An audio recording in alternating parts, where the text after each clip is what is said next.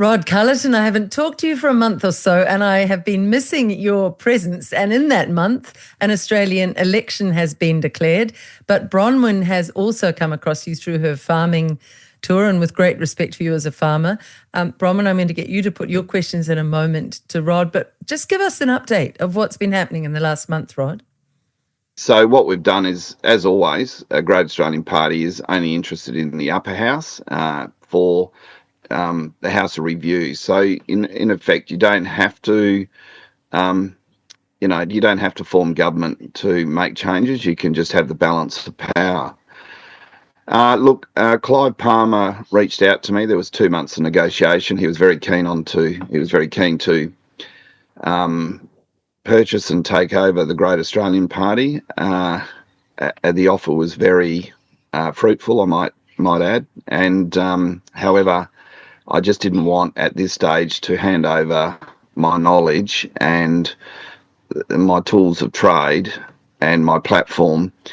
And no disrespect to Clive, but I just didn't want it to fall into some other hands after 10 years of, nearly a decade of work. So we declined to go forward with Clive. It was very humble. We went to his 70th birthday party, and we had a lot to do with his family while we were there. And so look, we've Could moved I on, say and he's something gone with there, Trumpet Rod? of I heard Patriots. about that. And I would say to the voting public in Australia, that is a real tick to my mind in the box of Rod Culleton, because I don't know the amount, but I would hazard a guess that you were offered a significant amount of money that might have worked for your life and made you wealthy, and you could have ridden off into the sunset just fine, Jack.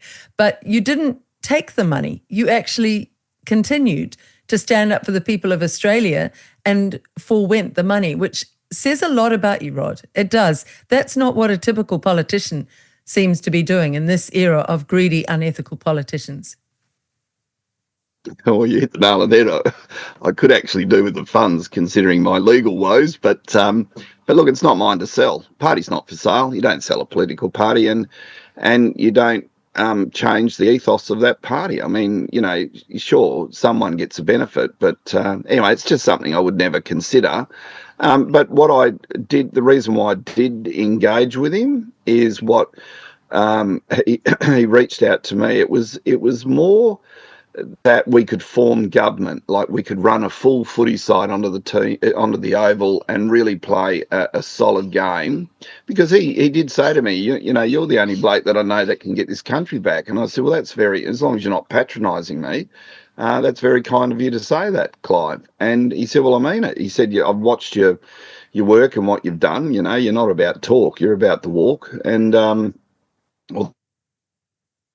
although the walk does get me in trouble sometimes, but it's that trouble is just sort of brushed off. If you go against the system, well, of course the system's going to come back and give you a few scratches. As long as it doesn't take your head off, you're right. So, and that's look, I'll just continue on with that. It's not about the money; it's about saving a country. It's our country, and we need to save our country. We need to restore the Commonwealth. With New Zealand, Canada, get rid of these corporate heads of power called Queen of New Zealand, Queen of Australia, Queen of Canada.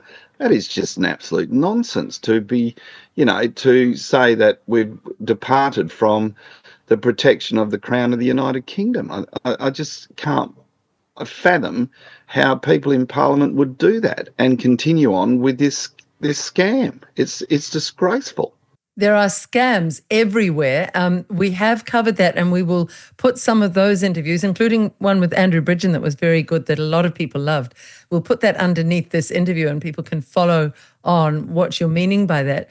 But Rod, who are the people who you are gathering around you for this election? You've got some really quality people. Yeah, look, Dr. William Bay, who he's running in the Senate for Queensland. We've got Dawn Kelly running in the lower house in Western Australia. We've got myself running here in Western Australia, despite the AEC again referring me for the third time to the Australian Federal Police, which there's a real issue over that. I'm not so sure if the Australian Electoral Commission can actually make a referral over Section 44(3) of the Constitution, and because it should be the Commonwealth Electoral Commission, and they're not one of the same, and that's a fact, and that's this where we go back to this, the Crown of the United Kingdom, or the the divisible crown, which is the Queen of Australia. You just can't. The crown cannot be divided up. I mean, that's a fact. We are a union, and we have to come under that law. So we got to. This is the whole point I'm trying to make, and I'm stepping on a lot of toes, but we are getting there. And we have made a documentary with my knowledge, which is coming out either today or tomorrow. So you'd be very well versed, and your viewers would be very well versed to watch that documentary. It's just brilliant. Look, we've got a great team around us, and we'll be going forward with a solid team and a solid backup team, that's been with me for the decades. So I was brought up in the upper Great Southern Narrogin in Western Australia, and I've always been a country boy and been around farm, rural agribusiness all my life. Got one sister. She still remains in Narrogin, and she took a career in the medical industry, and she's actually pretty much the head matron of the whole Upper Great Southern and Regional District, so she's done very well for herself. My father was a private wool buyer for many years. His father owned a farm, and my mother she was one of 5 sisters, came off a farm in Kojonup, which is also more so in the lower Great Southern. And yeah, she was one of 5 sisters, and they all worked on the farm. My parents have been very supportive and got that real country ethics and family commitment. Went to school, Narrogin Senior High School. My parents did try to drop me off to boarding school. The day they dropped me off was the day I left, and then they went to drop me off the very next day, and I left on that day as well. And then they found that they couldn't keep me there. I wanted to go back to the country and be with my friends and be with my family. So Bronwyn, you asked me to talk with you and Rod because you've come across what Rod did to help somebody re-enter his land, which is so important for farmers. You're hearing a lot of stories of suffering of farmers. We haven't gone through my. We haven't gone through. You are obstructing. That's enough. We haven't from the gate. Your own. I thought the police were here to protect us, not enforce tyranny. This is enforcing tyranny.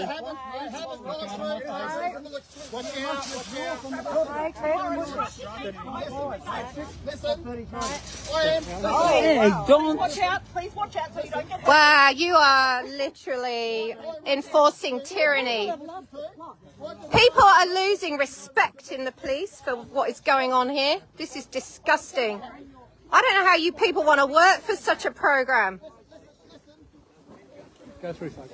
Please walk out of the way. Don't push it. Okay, well, we'll push it back then. What are your main questions as somebody helping farmers and as a voter to Rod Culleton, Bronwyn? Just have this idea that we have to do something with the farmers. They are in trouble, and they may need some help in how to keep their land, that they are constantly being attacked by red, blue, green tape, councils, overreach and interference in how they operate. It's a constant thing. We have farmers in tears all the time in our meetings. So I'm just curious, Rod, is there something that we can do for them from the point of view of their legal rights, perhaps?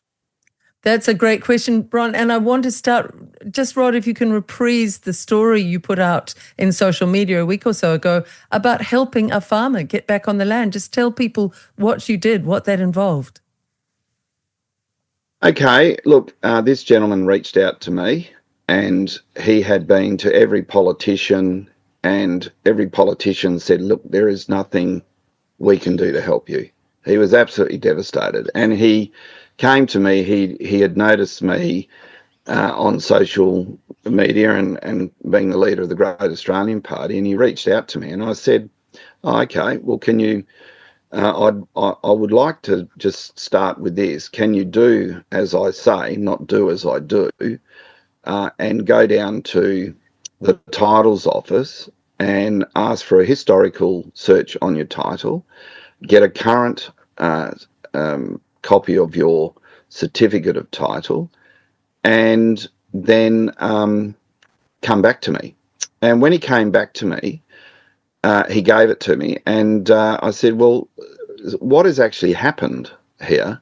He said, well, the police came out with the bank and they grabbed me and put us in paddy wagons and threw us off. And I said, well, before I look at your documents, at the time, were you the registered proprietor of the property? He said, yes. Well, I'm not sure quite what section it is. It's either section 58 or 63 of the Transfer of Land Act, but the indefeasibility, and this is how we beat the Aboriginal Culture Heritage Act, because indefeasibility of land protects you from any other third-party claim unless their interest or their legal right is registered on your title. So if you had a mortgage and the bank lent you money, they would register their interest on your title, right? That's it. Now, registers its interest, not a subprime lender, but let's look at your big banks. They don't need to go to court to prove their debt, okay? So essentially they have a legal right and they can use the transfer of land, the torrent system, and you know, go straight and get the property. Not a problem. But when they only have an equitable right, they have to go to court to prove their debt. Now, it's up to whatever the financier might want to do to, you know, exercise his rights. And in this case, they went to the court to prove their debt. The unfortunate part for whoever it was that wanted to go and lay the claim against him, I'm not going to mention on this interview, but it was a financier. They've used the wrong instruments, and the unfortunate part for them, he still remains the legal owner of his property today. When you go through the historical search, which he wasn't aware of, he then noticed that no instrument had been registered on his title. So then I said to him, I need you now to go an improper dealings caveat. Why do I need to do that? Because you can only put an improper dealings caveat over land if you are the legal owner. So I want you to go and do it right now. And he said, oh, okay. Anyway, so he went and did it. And he came back. I said, righto, now go serve that on the police. Police have gone, what? So now the police, West Australian police, are in serious, serious trouble because they have been threatening him for 2 years. He's been to all these politicians who said, oh, there's nothing we can do to help you. And we said, open your gate and go home. And he's gone home. And Rod. he's putting fences up. As I understand it, that one went well. Then all of a sudden another guy applied the same principle. He's now back on his property in Victoria. Hello, all of a sudden the banks are now ringing up farmers who were unlawfully dispossessed by the West Australian police when they were still the legal owners of the property. You cannot do that. So the police now are in serious, serious trouble. And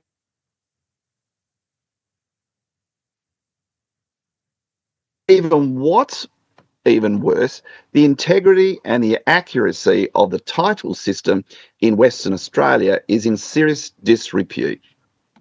Rod, that is a really good story for people, and it will be such a warning to the police. My own lawfare case in New Zealand, I won on appeal, and I was told by a lawyer yesterday that case is now a precedent that is being used to help other people in cases of police overreach.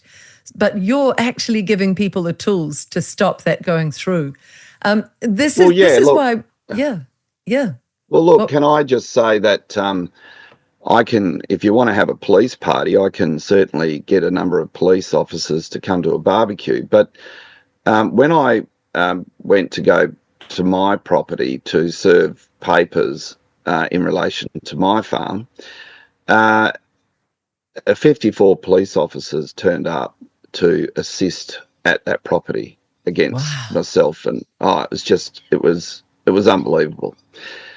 And but so what we've been able to achieve is that the West Australian Police and because what a police officer can't do, he cannot step into civil. He has no right to step into civil. He can only go criminal. The orders that they claim to have used were for non-monetary judgments, and I'm not sure how a bank would go to court to obtain a non-monetary judgment order, because I do believe banks are in the business of lending money, and if they don't get their money, they want it back. So that's a fraud on title straight away under the Torrens system. So what we've been able to do with this fellow and a lot of other fellows is we can show under the Torrens system, if you do not have the correct instruments, it's up to whatever the person who might be making the claim, if they don't tick all the boxes and get the correct instruments, because it's up to them where they want to go through the Transfer of Land Act or they want to go through a court. But the issue is, was proper due process carried out with the farmers post 2010 after the global financial crisis? And the answer is no. Is the West Australian and if not the Australian title system, Torrens title system, accuracy integrity by the registrar of titles in serious disrepute and being seriously compromised? The law says it is.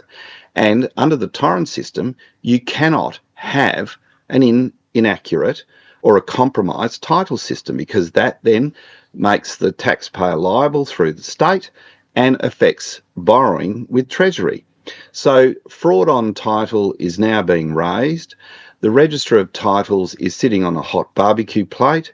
A number of farmers are now coming together to join me because we've put all our ducks in a row, and we'll be asking if the Register of Titles, which they have the power, does not correct the registry, and I'm making this very public to the West Australian people, then we'll be asking for them to be sacked, because under the Torrens system, if they don't correct the registry when they have the evidence of fraud and there's been improper due process and wrong orders applied, then that Register of Titles becomes complicit to the fraud and the state is liable, very much so. Okay, and that's a fact. My goodness, Rod, I think you've just run your whole campaign for getting into Senate. I mean, if I was a farmer, Bronwyn, what's your reaction to this? If I was a farmer hearing that, you are my man for the Senate. What's your feeling, Bron? I didn't realise how much has gone into this. I would love for farmers to be able to know more about what you do, because this is, I think, a point we've come to where farmers don't know what to do anymore, and they've reached that point.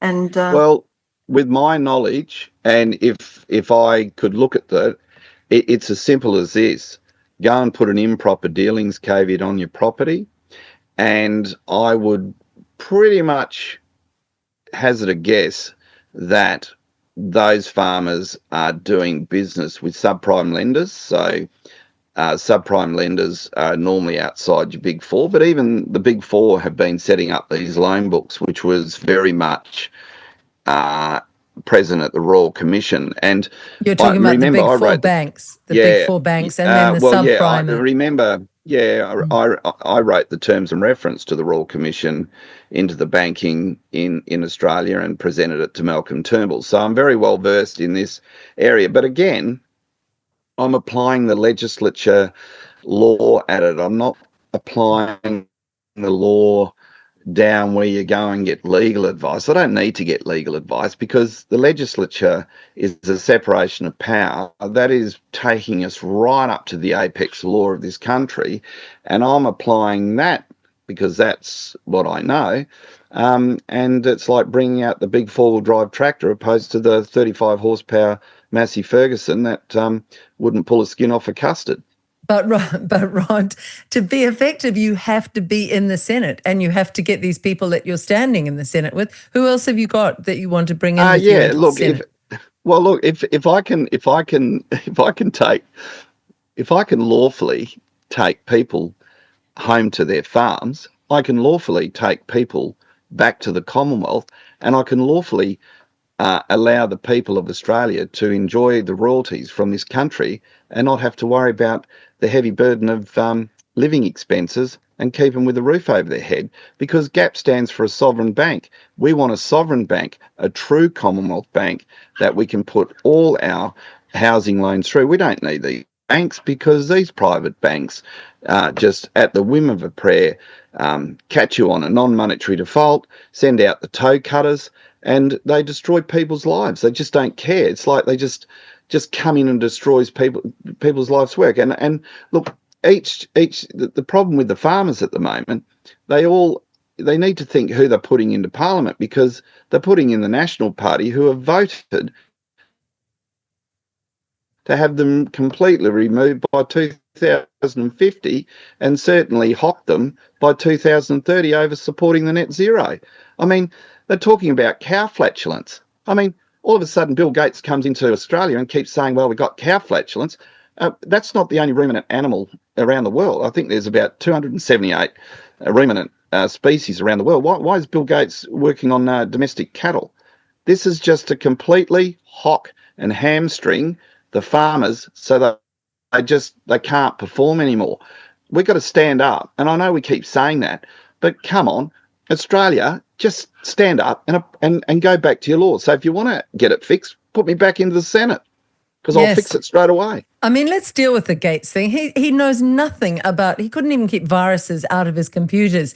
He then purported to tell us how to keep viruses out of our bodies, and people have been sick and maimed and prematurely died. And he's now trying to tell us how to run the climate. I mean, there were millions of bison in America, Rod, and there was no problem with climate change back then. It's just not science, and it is a rort. It is all trickery on the people. Look, in terms of helping the farmers, just back to that. So you're saying that if you're in the Senate, the upper house, you can unite with the other independents and become a real force in there, so that you can stop these two main parties, the two rotten wings of the same rotten bird, from doing these overseas globalist moves on the Australian people. Is that what you're saying? Yeah, look, it's not about just standing up in the Senate. All I've got to do is stand up in the Senate and get someone to second the motion. If I get two great Australian Party senators in there, we can back each other's motion, and then we've got a real, we've got a real tiger in the chamber, and that can happen. It can be debated publicly, but we just apply the legislative law to it, and we just punch them clean out of the arena. And this is why they're trying to not allow me back into the Parliament, because, I actually went in there and took my job seriously. And what were you going to say? This is why you were saying this is why they don't want me back in the Parliament. Just say that again. Yeah, because I've learned a lot in the decade. Just because I haven't been in Parliament, I've been the leader of the Great Australian Party, and I speak to a lot of people, and I've done my research, and my knowledge at that top end of town is priceless, to be honest. And I'm very, sometimes I wish I never went into the Senate. I could just get on with my life, but I have, and I've been given the tools. I was able to take the tools with me, and my books that you get to run the country with, and that's a pretty proud position to be in. I've now applied that further, and I'm winning. I've stirred the West Australian Police up, not deliberately, but they've been caught doing the wrong thing, and they've caused damage to people, and they had no right to do it. And, this is everyone just thinks that they can go along and do things without really checking out what they can do. And these police have seriously crossed the line. Could they be sued? Could they be sued personally? Absolutely, out of uniform. I don't believe their indemnity insurance or the police union is going to cover them on this, because they have acted in civil. They only covered for criminal. See, Rod, I've been talking to Bron in a series about farmers and how farmers are suffering. And the biggest thing is farmers are feeling thoroughly bullied. So what you're offering is a way for farmers to stand up and feel the opposite, feel absolutely powerful, strong, able to push back, aren't you? Yeah, well, let me tell you why the farmers, and this is no disrespect to the farmers, but let me tell you, let's really look at how the farmers are going under the bus, okay? Who's throwing the farmers under the bus is who goes out there to claim they're the peak bodies. So let's just talk about Western Australia. So what happens, let's give you an example, okay? So the Australian government, which is not the Commonwealth Parliament, the Australian government, come out and say, we're ending live shipping. Okay. So what the Australian government do is then appoint what they call a advisory panel to go out, correct? So they select these certain people, and these people wouldn't know which end of a sheep ate grass, and they simply go out and they go out and do the bidding for the government. So the government keeps it at arm's length. Government doesn't do it because the government has no power to do it. It's purporting to rely on the Constitution, but it can't. So it puts out this peak body. So out goes this peak body. Then all of a sudden out of the woodwork comes West Australian Farmers Federation and the Pastorals and Graziers Association. All of a sudden come out of the woodwork. And they're the mouthpieces at these meetings, correct? Yes. So they get the ABC there, they get the media there, so then it becomes public notice. But what are the peak bodies doing? They're then accepting that the panel has the power to deal with unelected officials. Government sitting back, we're not getting involved. We've put it at arm's. This is interesting, Rod, because we have the same in New Zealand. We have these groups that go out and say, we represent the farmers, but they stop the farmers from being able to do real protests. They always try to mute their voices. They try to silence them. Bron, are you aware of this? Are you aware of this? I've experienced it. Wade Northhausen and myself, we put an emergency meeting for farmers here in South Australia. 16 farmers committed suicide here in Australia, in South Australia in February, and mostly because of their livestock were being starved to death, and the promise of the $2 million for 200 trucks with 8,000 bales of hay. The South Australian Labor government refused to pay the fuel with that $2 million. Now, when we put this emergency meeting together, we also used those bodies to promote that we're going to be there, come along, bring your problems, your issues, let's talk this out. They refused to send that out to their members. And it was really clear at that point that they're not interested in their memberships to learn anything other than what they're programming, their scripts, their narratives. So, Rod, does that tell us that they're working for the government? They're not working for the farmers. They're not working for Australians' best interests. Correct. And what they're doing corrupt. That's corrupt. Yeah.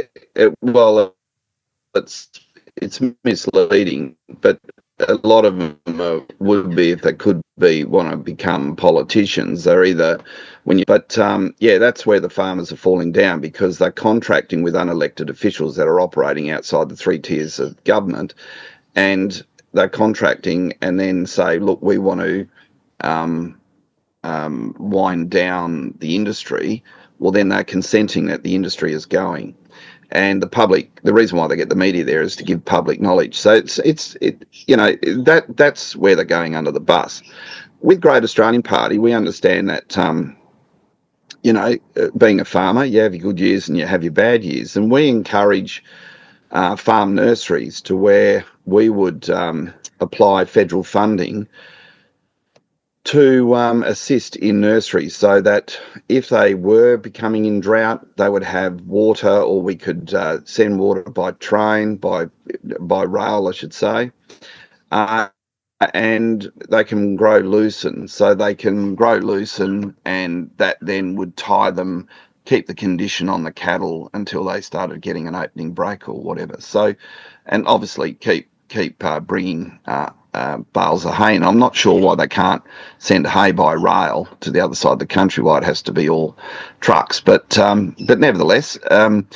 It's primary industry is very important. We've got to keep our family farmers on the land. This country was built on the sheep's back, and we've got to keep shipping sheep and get away from keep the sheep, because the government's not saying it's getting rid of sheep. We've got to keep shipping sheep and make sure that we do it safely. And further, more with GAP, being a primary producer and a manufacturer selling to the end user, I understand what value adding is on farming. And, if we were to look at the cost of what you buy a head of sheep out of the, or a beast out of the sale yards, opposed to cut up in the supermarket, there's a big difference there. And we would certainly make sure that farmers are certainly well paid for their produce, and bring back co-ops and bring back farmer markets. And I think that's where it needs to go. That's a brilliant idea, Bronwyn, isn't it? I'll just say, I use the word corrupt, and you resiled from that a bit, Rod, and I respect that. But I say it's corrupt when people are not transparent about who's funding them and what their ultimate goal is. And I think that is so wrong for those, as you call them, peak bodies, not to be straight up with the farmers. But Bronwyn, there were some solutions. You yourself have been asked many times in your meetings, what are the solutions? What can we do, Bronwyn, so that we can get out of the mess? I mean, those are lovely ideas, aren't they? Direct farmers markets, bypassing the supermarkets, making sure the farmers get the bulk of the profit from the food that they grow. And I'm really pushing being in communities, supporting your local farmer, your local butcher, your local flower grower, your local hive, honeybee person. It's all out there, and they're just literally probably a 15-minute drive from where you live. And this is where we need to go. We need to be into communities. These farmers are calling out for help. You could just go 1 hour a week, go lay hay, go pack boxes. Doesn't matter what you can do. Maybe you just want to upload their social media for them, because that's a big task. We also need to be able to perhaps look at going back to the victory gardens that we had after the war. People can join as a community and start doing these gardens of food, growing food, not lawns perhaps. We're all in this together. We all can do this. It's really easy. And I have a really strong statement that if it's grown here, we don't import it here. And I think that's the big killer as well. But Rod, I have to say that I learned something in this interview, and I am so strongly wanting to help these farmers, and I have them crying in front of me. It's awful situation. Grown men are at the end of their tether, don't know what to do, and it's mostly about this interference on their land with the most basic things, like the taxes on the water in the sky, or the taxes on the dam. And even if they've got an empty dam, there is still a tax on it. It's almost obscene, stupid stuff. I just want to help these people. What can I do, Rod, to say to them? I'm not as clever as you to cite off these actions and sections of the true constitution and so on. Where can I point them to bring them to some help, true help? Good question. Very good question. They can ring my senator's office when I'm in Parliament. Look, when you talk about taxing water in dams, they tried that here in Western Australia and we just kicked them straight out. That's just an absolute nonsense, because you could say to them, well, if you're going to tax me on the farm, I'll fill it in. On the dam, I'll fill it in. Then what are you going to tax me on? They have no right to come in, and that water is the farmer's. It's been collected on his farm. No one else has made a claim to it. And I don't know where in legislation they can actually lawfully do this. And you've got to remember, Commonwealth law prevails if there's any inconsistency with state laws. So if state laws are trying to profiteer out of people's land rights, well, you start using a different, the Commonwealth law, because that one always comes home trump. But this is where the senators, the current senators, so-called senators in the parliament, are just failing the people. There's no representation in the parliament. They're just all full of shit. Yes.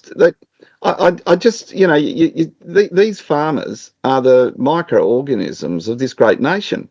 They're a primary producer. If they produce something every year that goes through and value adds that many times through the economy, and yet, but look, the agenda of the major party, they don't want those family farmers. So if those family farmers think that it's going to improve, if they keep voting for Nationals, they've really got to look at who they're putting into the Senate. And we would ask them, not that we've got anyone running in South Australia, but I think Jared Rennick and I are working very close together. Jared's putting me number 2. I would suggest they get behind Jared Rennick, because he's prepared to look at what we have and work with us in Parliament. Because GAP just doesn't have the funding. It would have done if it went with Clive, but that's not what it's about. We don't have the funding. We just got to put it behind our best horses to run, and I'm one of them, and William Bay's the other, and Dawn Kelly here in the lower house, and go from there. And if there were a funder, if there were somebody who was willing to fund you, contact me, liz.gunn@freenz.org. And if you're genuine and I suss you out and I think you're bona fides, you've got bona fides, I'll put you in touch with Rod. But Rod, you could really change the political landscape in Australia if you're able to do these sorts of combinations with other decent independents in the Senate. So you are really somebody who could change the political landscape across Australia when you are in the Senate, because you are brave and you will tell the truth and you'll expose what is going on inside these halls of power. You'll bring the people into the halls of power, whereas most of them, including the Teals, it seems, they want to exclude the people and just tell the people what to do. So, what's your biggest beef? Is it the way a lot of these people just talk and do nothing once they get into power, Rod? Look, I guarantee the people, if they were to vote me in, although we're going into an Australian jurisdiction, I have to go in there for the purpose of getting out. I will go in, I will do my job as per the law, and I will make sure that this country gets itself back under the protection of our Crown, under our law. It's as simple as that, because Crown protection goes to land titles. It just protects us everywhere down the line. I want to tell your viewers and listeners that this 300 horsepower Evinrude has got a prop on it. Just because they have a 300 horsepower Evinrude sitting in Parliament, if you look closely, they have no prop. So unless you have the prop on the bottom of the motor, they ain't going to bite into anything, are they? And that's my guarantee to the people. We have got a boat that has got a prop and it will pull skiers. We're not going to float in and out of the tide and then say, hey, look at what we're doing. We're moving. These politicians haven't got a clue. They're disgraceful. It's an embarrassment. I look at Dutton and Albanese and I think, is this all that Australia can offer? I mean, Dutton looks like he's a big toe missing a nail. I mean, I shouldn't really say that. I actually think it's quite. Sorry. I just don't know how Australians seriously look at Dutton. I would like to put that in the interview, because it's actually what I actually think he's Voldemort from Harry Potter. I laugh because actually we all need some laughter, and laughing at them, laughing at Klaus Schwab, you can see these people are not genuine. They're not genuine people put up by the population. They are placed there by the World Economic Forum. That's what they are. What was that, Rod? Yeah. Well, if you put a plastic beanie on, he'd look like a condom. But the thing is they just don't. I'm so sorry. Yeah, look, they just don't have the persona, do they? They just got no. They're just soulless. I don't look. They don't even look like Australians. They don't. Right, And they're look, I not. have to They're not loyal to the people. It's like Ardern. No. She was never loyal to us. What were you going to say, Bron?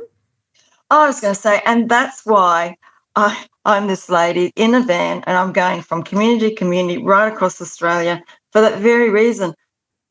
I can't stand it anymore. We have to stop the rot. We're at this point where it's ridiculously no country common is- sense.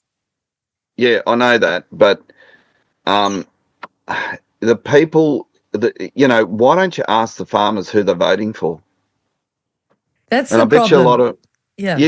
they're actually their own worst enemy. They really are, and it's sad. They all vote Nationals, and Nationals have supported net zero to get rid of them by 2050. But I don't think it's going to happen because we've exposed them. See, once they're exposed, the spotlight comes now, they're starting to say, oh, in Queensland, oh, we're not supporting that. Oh, we won't get there. The Nationals do. The Nationals aren't what the Nationals used to be, like the Doug Anthony days. Labor is not what Labor used to be, like the Chifley days. And Liberal is not what they used to be, like I think was Menzies Liberal. I think that, those sorts of, although I don't think Menzies was totally good either, but they're just not true representation. The majors, you get back to the question, if we keep voting for the majors, it's like sleeping on a wire bed. But if we vote for the minor parties, it's like sleeping on an ensemble. You got these independent springs that, is an independent suspension in your parliament. But people seem to just gravitate to the wire bed and wonder why they're not getting a good night's sleep. Yeah, beyond that, Rod, I think a lot of the smaller parties, the Greens here are so corrupt in New Zealand. I'd say they would be over there. Your Teals are corrupt and they're working not for the people, they're working for the agenda. You have to ask, a lot of these people put up there are just puppet politicians. And that's why Dutton, I think, looks so scared, because he's trying to run to a script and he probably knows he's completely betraying his own people. But these weak people who are willing to go along with it, they will be exposed, and America's exposing them to a certain extent. So, Rod, do you realise, just to finish, that Bronwyn Holm potentially has a product when you get in that could really help farmers reduce their costs while strengthening the soil, strengthening their crops, and making really healthy animals for the Australians to eat healthy, good food? Are you aware of her microorganisms and how they can affect the soil? Everything. Yeah, look, everything is about microorganisms for healthy plant growth. There's no question about that. I mean, microbial activity is hellishingly important, and so is cow flatulence for photosynthesis and healthy plant growth. And yet these morons like Bill Gates, who claims to be a cattleman, have just got no idea. They're not with the real world, and he has no business to interfere with Australian farmers. He needs to get out, and Twiggy Forrest needs to go with him, because Twiggy Forrest is just the biggest disappointment. And he just wants to put wind turbines everywhere so he can claim he's mining green. He can put his wind turbines up at his place in Cottesloe. Why don't we slap a couple there over the top of his roof and let them spin around? Yes, or bury the waste from them in the soil. It never breaks down. No, well, that's right. I think that you would be phenomenal for the farmers. So a final message, Rod, for people voting in this election. This is your chance to really give a wake-up call. Do not do what you've always done, because you'll get what you've always got. Do something different. What's your call?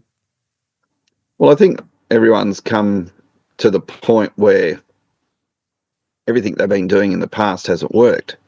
And when you get to that point, you have to say, well, what have I got to lose? Well, I got plenty to lose. So if I go with the majors, so it's time I made a change and at least listen to what I have to say. And I'm showing people by action. I mean, it's quite confronting going out and being confronted by 54 police officers. I mean, I'm in court this week over a kickback from them, a 3-day trial. which, you know, they're trying to get me for trespass on a place that I've been living at for 2 years. I mean, these guys are just completely out of control. They don't have to pay the money, but they just like to, half the time they put these things against me when we're doing these things, and come onto the step of the court, they drop it.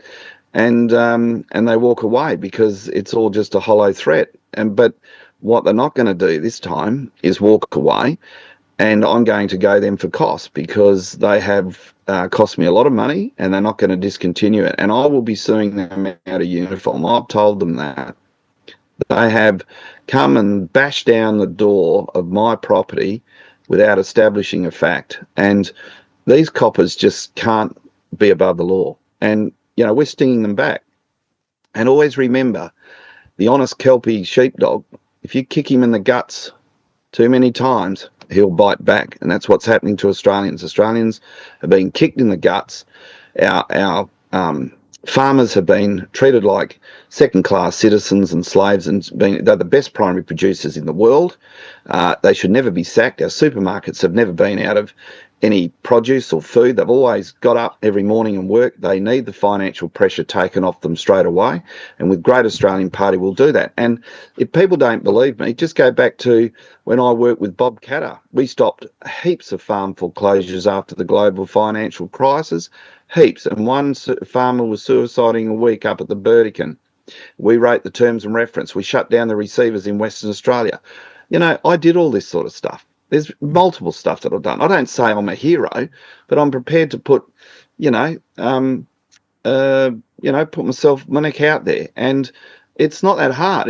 You get a couple of whacks in the head, but, you're not getting it chopped off. So, you're playing a hard game of footy. Let's just not let them win without giving some competition. And that's what we need to do as Australians, stand up and kick back on them and hold them to account. Because when you actually put the test to them, they got nothing. They don't know their own bloody law. I'm going to put the other interviews we've done, Rod, where you explain the legal implications of what they did, the rort they pulled off, ripping the people off of their own constitutional rights. We'll put that underneath this interview. I'm also going to say to voters, just know that everybody who is good now in this world has had some form of lawfare, some form of legal case. The legacy media will try to ramp it up and say that you've done wrong, but it is absolutely a way to try to intimidate good people who are standing up for the rights of the people against the globalists. Globalism uses lawfare, so do not discount Rod on that. I hope that you win that case, Rod. And finally to you, Bron, because you arranged this get-together on farmers, has he done enough today to earn your vote? If you were there and you could vote him into Senate, would you say this is a man you want representing you, Bronwyn? I think one of the important things is bringing our country back to respectable, quality law that works for the people. Yes. That's what we need. And listening to Rod today, how he's been able to do this for farmers, I would like to see that all farmers can be protected, our food protected, our children protected at school, our land. It doesn't matter if it's a backyard or a 100-acre monocrop, doesn't matter to me. We just need to be able to get to that point where we're safe, and we're not. Oh, I hate that word. Well, we've got our lives back, because right now we're running. Our lives are so busy just keeping our head above water, and this is what's hurting. We're sick and tired. Everyone's sick and tired. There's a groundswell revolution happening behind closed doors of suburbia right now. Well, I call them the silent majority, but I think they're starting to not be so silent now. So it's really good, Rod, that I was able to sit here and have listen to the things that you stand for and what you're intending to do. Love that you're with Jared Rennick, an amazing man himself. This is good news for that silent majority. Really good news. And Rod, really, I would love to see farmers around the world being able to get back to the place where their land and their property is their castle, and they are the king of their castle, and nobody can come in, no matter the number of legislative overreaches. They cannot come and invade a man's castle. So do you see yourself, when you get into Senate, being able to roll back this massive governmental overreach that's been happening under the globalism and under Agenda 2030 that a lot of people don't know about? Rod, is that one of your goals? Yeah, absolutely. Plough back and do the Oz exit. We've got to come back out of administration and come back under our Commonwealth law. It's the restoration of the Commonwealth. Bring the Commonwealth back. Commonwealth will then protect rights right through land, produce, whatever trade. It brings back our founding deed and law, which governs the whole country, and currently why we keep voting in an administrative body. Then we've been like America. We've been operating outside the 3 tiers of government, and and people aren't breaking the law because there is actually no law when you're outside those 3 tiers. And for me, I'll be putting it back there. That's brilliant. And we will put those interviews underneath here and go out on Agenda 2030, which I often do in Bronwyn's interviews, because farmers need to realise what it's really about. On the one side, you have the lovely words, and on the other side, you will see and hear the ugliness of their true goals. This is Agenda 2030 for you farmers. You'd better think about who you vote for in this Australian election. Thank you, Rod Culleton and Bronwyn Holm. Thank you very much. Pleasure. Thank you.